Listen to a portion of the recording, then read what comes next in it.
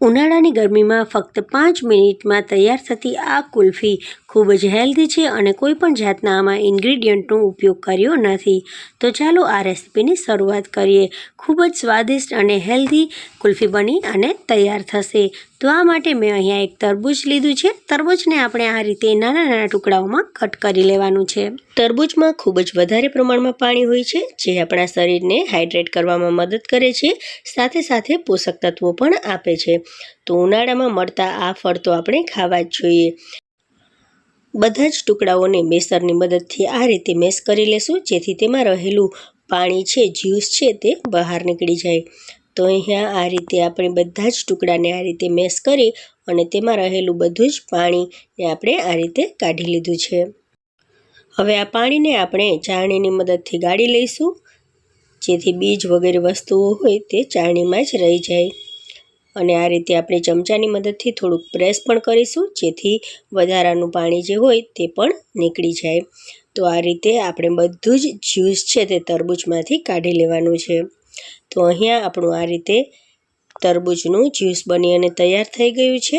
હવે આ તરબૂચ ખૂબ જ મીઠું છે, પાણી પણ ખૂબ જ મીઠું છે, પણ આપણે જ્યારે પણ એની કુલ્ફી બનાવીશું ને ત્યારે તે બરફના સ્વરૂપમાં આવી જશે, તો થોડુંક આપણને મોરું લાગશે. તેથી મેં અહીંયા 1 ચમચી જેટલી તેમાં ખાંડ ઉમેરી છે.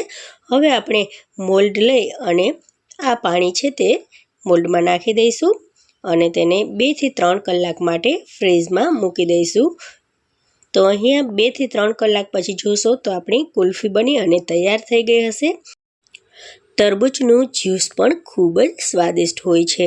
તો 1 ગ્લાસમાં મેં અહીંયા થોડાક બરફ અને થોડોક શેકેલા જીરાનો ભૂકો, થોડુંક મેં અહીંયા સિંધાલું મીઠું, તેમજ અહીંયા મેં 1 થી 2 ચમચી જેટલા તકમરિયા નાખ્યા છે. તકમરિયાને 1 કલાક પહેલાં જ પલાળીને રાખ્યા હતા, તો તે સરસ ફૂલી ગયા છે.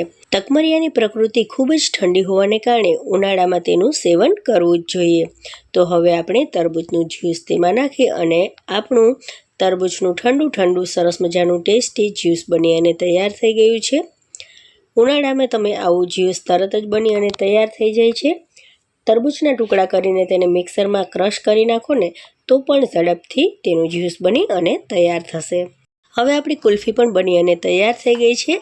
ઉનાળામાં આ રેસીપી જરૂરથી ટ્રાય કરવા જેવી છે. કોઈ પણ જાતની ઝંઝટ વગર તમે એકદમ સરળ અને સ્વાદિષ્ટ કુલ્ફી બનાવી અને તૈયાર કરી શકો છો. જો તમને આ વિડીયો ગમ્યો હોય ને તો મારી ચેનલને લાઇક, શેર અને સબસ્ક્રાઈબ જરૂર કરો.